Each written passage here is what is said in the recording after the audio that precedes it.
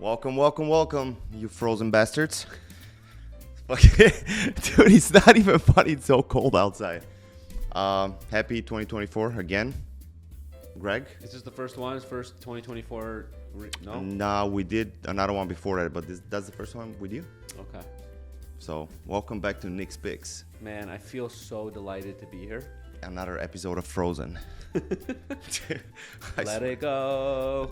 Yeah, I mean, I haven't seen it, but yeah, I've heard seen of it so many times. Oh yeah, you have two daughters. I've watched it. You have to. 20 times in the last month. Welcome guys. Welcome to another episode of Nick's Picks.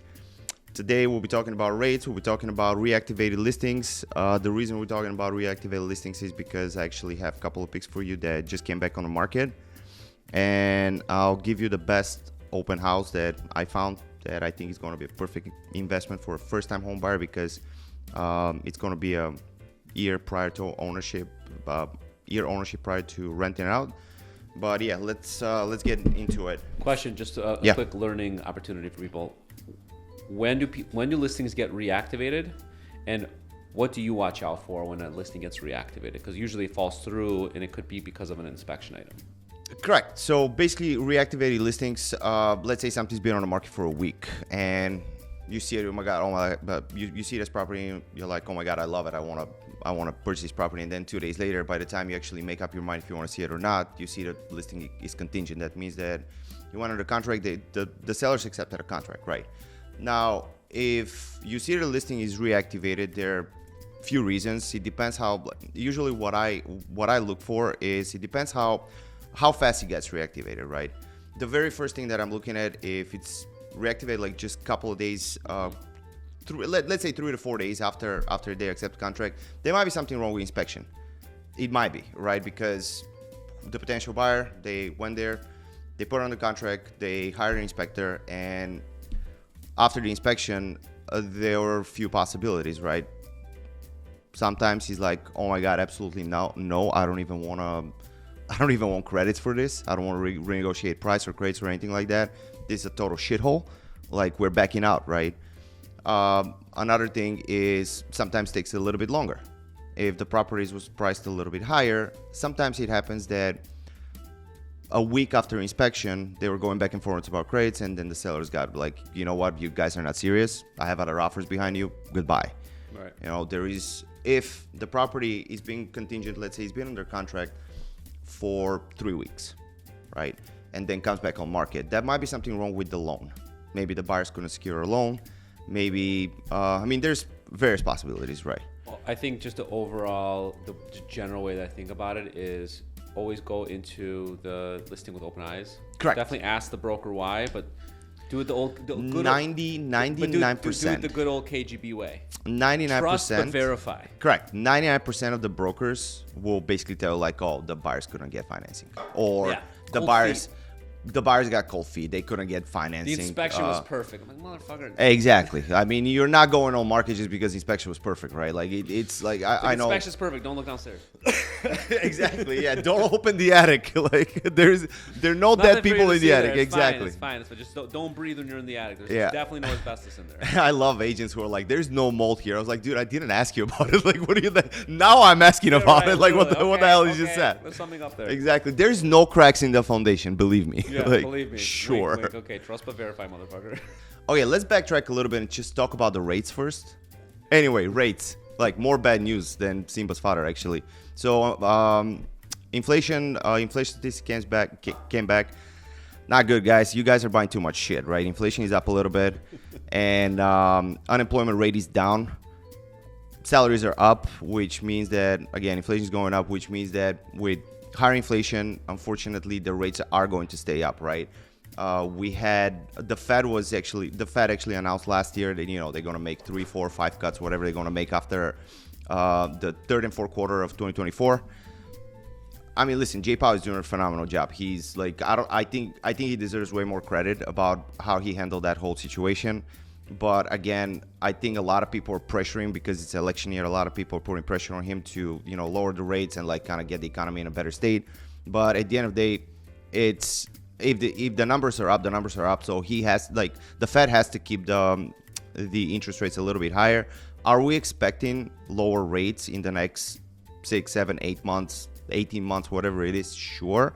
Is it going to happen as fast as we hope as we hope for? No, probably not. They probably going to bring down the rates with like a couple of cuts for like 0.25% or something in July, August, hopefully. But again, current rates right now, I mean, rates are ticking up and down every single day.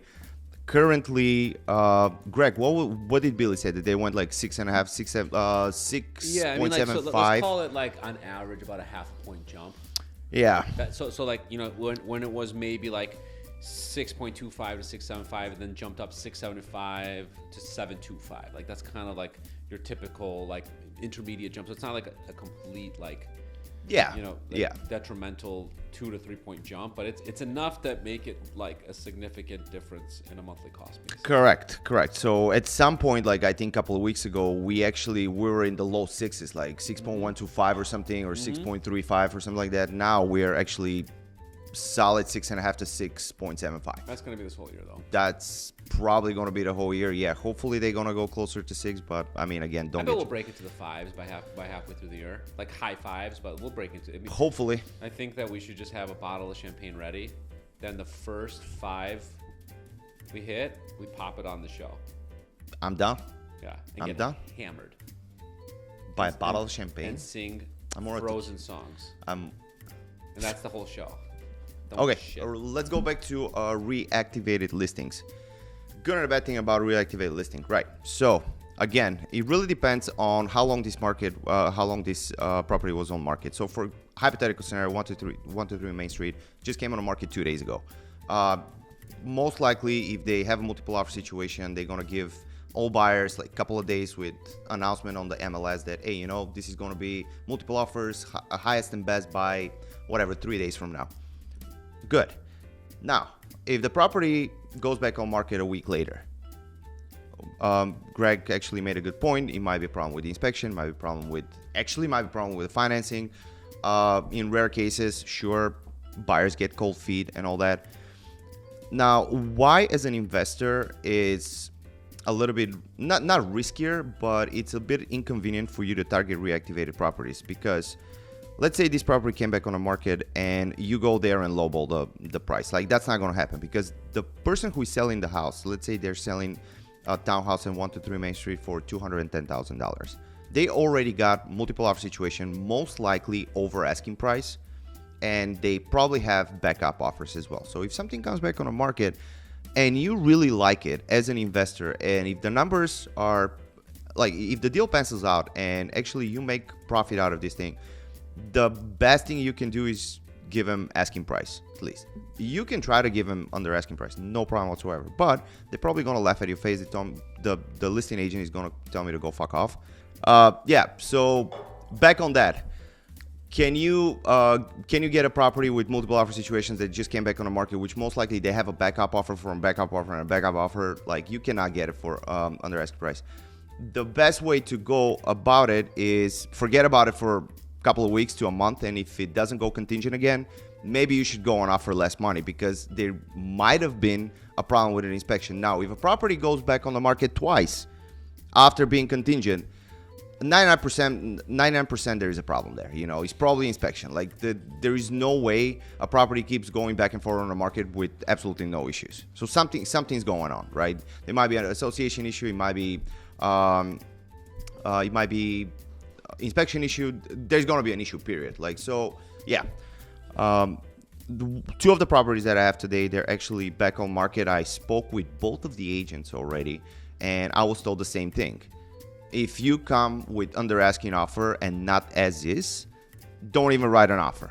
I mean, I'm an asshole and I'll write an offer under asking price because I don't give a shit, and they can go piss off. But at the end of the day, yes, that's gonna be the general consensus here, that you cannot get a property right after it came back on the market with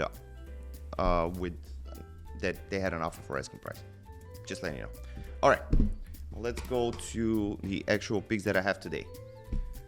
Okay, so the very first thing, which just came on the market, that's a perfect scenario right here. That's why I picked it up.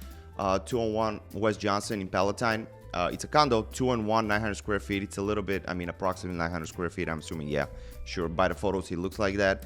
It's renovated, just a basic builder renovation. Nothing crazy that you're gonna see here.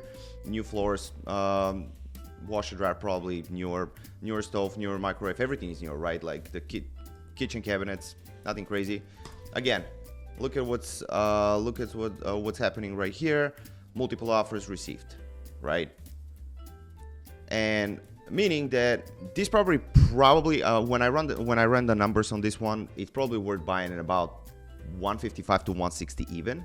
Like they were a little bit underpriced because the rents in this area are pretty high. You can probably get about 1,800 for a property in this condition, and they can easily sell this property for 160 if they put it on the market for 160 in this condition, right? Should you go and sell them 160? Should you go offer them 160? Yeah, I actually think that this is worth 160, and you can make pretty decent profit about it. Now, if this property goes back on the market right now, multiple offer situation, if this property goes back on the market in a week, let's say in 8 or 9 days, something happened. Less likely inspection, just because this is brand new renovated place. All right. Next property that I have for you guys, 647 Gray. I spoke with the agent right here. This is a scenario that just happened. They offered them, well, he says that they offered him more than asking price. They were not multiple offer situations. Somebody just he told me that somebody just went and gave him like $200,000, $3,000. I call bullshit on that. Maybe he's right, maybe he's not. I actually sold the property with my client prior to the New Year's when it was just 3 days old on the market. They just came back today. Is it worth 199? 200,000 actually? Yes, it is worth. My ideal price for this property will be 190. We're going to shoot 190 offer. I'm still going to send a 190 offer, even though I was told not to, because he keeps saying that he has more people interested in that. If he had, he would have had backup offers. So that's why, again, I call bullshit. Am I right? Am I wrong? Like, you will never know until you actually try. Yeah, property is in a great condition. Older appliances, older cabinets. Floors are already, like, you can see from the photos, even though I was here, you can see from the photos that floors are kind of coming apart already. You're not going, like, it comes with an older, again, inner washer dryer. That's very important. Comes with a garage. That's fucking disgusting right here, but it is what it is. That's easy fix. So you can slap a piece of plastic right there. And a reglaze for the bathtub and a piece of plastic is gonna cost you about $1,200-$1,300. The bathroom looks like brand new. I have no idea what that kind of a Roman shit is. Is it worth $200,000? Number wise, sure, because you can rent that property for about $1,800 in this condition. If you put a little bit of money, you can inch closer to the 2000s. Is it worth number wise? Yes. Should you buy for 200? I would ideally advise my client to buy for 190 and not a penny more. This one, another reactivated property that is in Schaumburg. Overpriced by at least $15,000. Good condition. Carpet is old. Older kitchen. This property, if you actually put currently it's under lease until the end of March. If you actually ended up renovating this property, if you get it for a reasonable price, let's say you get it for $215, again, reasonable price because of the condition, and you put $20,000 into that property, this will make you shit ton of money in future because Schaumburg just exploded in terms of prices, in terms of rents. So looking at that property has so much potential because of the layout. The layout is phenomenal. Actually, good square footage. If they take that Morticia Adams drapes from here and just do a little bit of touch-ups, this property can sell for a little bit more. Unfortunately, again, this is under a lease right now. Investors, yeah, you can still buy it as a first-time home buyer or investor because you have 60 days to move in after purchase. It is rentable. They're looking to sell as is. This is an estate sale, meaning, Greg, question, estate sale, define estate sale. Like, you're a professional, like, a lot of people are asking about estate sales. What do you think can cause an estate sale? Well, I mean, it's literally it's a sale that has been given to an estate. Usually, it is due to a deceased person, right? That is called out in a will. This is what happens to my property. This is what's going to happen to my belongings. So it's essentially like a glamorous garage sale. There you go. That's what estate sale means, guys. Like, But the best thing about estate sales is like it's usually been given to family members that just want to get rid of the property. There's no emotion. It's money that randomly fell into their lap. So if it's not like some crazy wealthy family or whatever, it's like, if it's going out to the siblings, right? I've been in numerous times where it's given to these parties that just want quick cash. So if you can prove to people that you will be a painless, quick buyer that will give them the money, typically the broker on the other side too has to usually pay fees for referral because some sort of attorney or whatever. So it's like it's just a mess on the other side. So it is like a big opportunity usually. Yeah. And they usually can get you a pretty decent sized deal. For this, probably Granny died and like she owned that townhouse. She rented it out, and now kids and grandkids don't want to deal with that. There is a tenant in there. They probably don't want to be landlords, and they went under contract pretty quick. Again, 8 days on market, and they went on market. They reactivated the property. Who knows what happens? Maybe again here, my assumption right here. For estate sale, maybe the property wasn't taken care of the way it was supposed to be taken care of. Maybe the inspection came back really bad, and that's why they came back on market. If this property stays on market for another month, maybe you should go and be like, hey, 220, 215. That will be a perfect opportunity if like they agree to it. Next property, 4780 Calvert. I would usually not recommend you properties like this because this is extremely overpriced, but the area is phenomenal. The school system, like the schools there are really good. This is a larger property, 1250 square feet for 2 and 2. Usually those places are traded for about 230 to 235. This is in good condition. It has a phenomenal layout, has a fireplace. It's very appealing for tenants because tenants are like fish. They're attracted to shiny shit. And this is pretty shiny. Like, so it has a outdoor space. You can rent that property easy for about $2,200. Not lying. The floors are good. Everything looks good in this property. It's just overpriced. That's the way it is. You can buy it as a first-time home buyer and just move out in a couple of years if you pay a little bit more money, and you'll definitely make money out of this place in the next 2 to 3 years. All right. What's next? The next one is the last one that I wanted to show you today is an open house. Very interesting open house that if you feel like doing some penguin shit, you can go and check out on the weekend or coldest day of the year. They're doing an open house for this place. This can be rented only after a year of ownership, so that makes it perfect for first-time home buyer. The price, it's actually a good price for 3-bedroom, 1.5 bathroom, 1,500 square feet with basement. Like, don't get fooled by that because upper floor is 700, main floor. This is 1,500 for main and second floor. That's great. Like, yeah, that actually solidifies my opinion. This is actually a really good place for a starter home. Somebody did all the work for you, Obviously, you're going to overpay. When you're buying let's call it a flip, if somebody bought it before that and they did all the work for you, they put brand new appliances, brand new floors, they painted, they put light fixtures, like everything is good in this place. This is perfect for a first-time home buyer. Buy it, move out in a couple of years, buy a house, whatever you want to buy. You're going to make money out of it, and you're going to make good money out of it, though. Streamwood, a little bit far away from the conventional investors, what they're doing, but again, everyone is getting pushed west because first-time home buyers are getting, they're just getting outpriced. Like, they can't afford the townhouse anymore. They're not like 180 to 200 anymore. Right now, prices for townhouses in those areas are between 2 and 250. Like, it is what it is, guys. Like, if you don't go in now, I don't foresee in any future this price going down. Like, I just don't see it because inventory is super limited.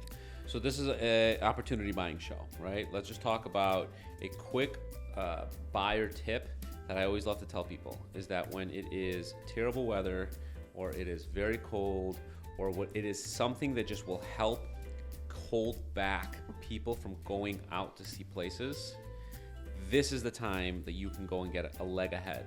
Yes, it's terrible and not great to go shopping when it is super cold, but you can imagine that if you can do it, there's a lot of people that can't. So I go out and I call it opportunity buying season because it is keeping people back where if it's a good buy, maybe it's going to hold the 50%, 60% of the traffic back. Get out there and get your deals done now, because this is like a week or two window. Because Chicago is like, people understand that they can go shopping when it's freezing or whatever, but like when it's like cold, that is like where people like hold off. So yeah, go get your penguin shit on, because it's gonna get you. It's gonna give you a really good leg up and an opportunity to buy. I was in a showing in, what was that area close to Lombard, Villa Park? What are you looking at me for? Something like that. It's like Villa Park or something. Yeah, Villa Park. Literally the coldest day of the goddamn year. But I told my buyer, like, listen, we can go check it out. There's probably not going to be any people there right now because it's so cold. Right. Like blizzard outside, nothing's happening. Yeah. We're probably going to be the only one there, right? Dude, I go there. There are like 5 brokers parked in front. I'm like, fuck. Thirsty motherfuckers. Dude. Well, I showed him, like, I literally did the counts for him. A radius, like under $400,000 houses of 2.5 mile radius of this in good condition. Like, we're talking about that you don't have to do a complete gut rehab. That was the one. Yeah. And I was like, dude, there is no way this stays on the market for another 3 days. Like, the next day they had an open. I think that was like, what was the coldest day last week? It was like -30 wind chill. Wednesday, Thursday, something like that, right? Like, or I don't know. It was over the weekend. Like Friday or Saturday, It whatever that was, right? Brutal. And they had an open house like 2 days later after that. They didn't even last to the open house. Yeah, right. Like they just had like 6-7 offers, and we're like, yeah, we're gonna get outbid by a lot. There's no fucking way.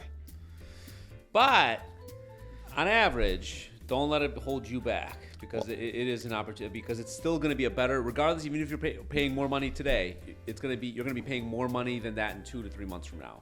So Correct. like this is you're still getting you're buying in an appreciating market. Meaning, if you buy here, even if you pay a little bit more, the market's going to end up here, so you're still going to appreciate.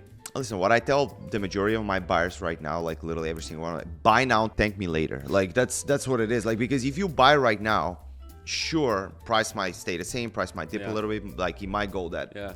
Next year, prices are going to be higher, especially for this. Especially for these like townhouses, like under 250, under 300,000 in those areas. Like, I can see where the numbers are going, and they're not going down. Yeah. Like, there's more construction coming up. The construction can keep up with the demand for rentals there and for owners too. Yeah. And at some point, these places will stop making sense to be bought, because to buy something like this, you're going to rent it to a buyer. Like, you cannot rent something like this to a buyer, meaning that you're going to purchase a townhouse for $300,000 as an investment. In order for you to break even or make like a couple $100 a month or something, or whatever your margin is that you want to make, you have to rent it to somebody to like for $2,600 a month. Yeah. If somebody has $2,600 a month to rent a 2-bedroom, 2-bedroom, or 3-bedroom, 1-bedroom, whatever it is, they're not going to rent it, they're going to buy it. I don't agree with that, because a lot of people don't have the cash to put down payments. Suburbs, yeah. Well, how much cash do you need? You can buy with 3.5% down these days. Like, you can get rents, you can get all these kind of stuff. You need like $7,000 to buy it. How many average 2,000 plus rents are in the city, right? The city's different though, because like the city prices are not the same as these places. But like, actually, it's more expensive to buy in the suburbs as of last year than it is in the city. For houses, absolutely. Yeah. At single families, absolutely. I mean, you saw what happened in Winnetka, for God's sake. Like, they were outbidding them. Like, they're outbidding for $200,000 over asking price. The new culture is expectation to pay more money for rent. It's just people are willing to do it, and it's like it keeps pushing things up. But I agree, it is. You have to be a lot more diligent and careful when the rental prices, because it has to make a lot of sense. Yeah. Where it's like it needs to be worth that money for rent, right? Like people and like renters like want it to be nice once they start hitting those numbers. So that's what I've been noticing lately. Is the biggest thing that is happening is every single person is looking for brand new renovation. Every single person. Like, people do not want to hear about, oh, I need to put $5,000 worth of work in it. No. Yeah. Like, people don't want to hear about it. People don't want to buy that shit. Yeah. But yeah, I am. You go do your thing. I'm gonna go do my thing. I'm gonna go fuck off. Yeah. Just don't do the second thing you said. All right. Yeah, we're done. All right, guys. Yeah, enough shenanigans for today. I'll see you next Thursday. I'm gonna go fuck off. You guys do the same thing.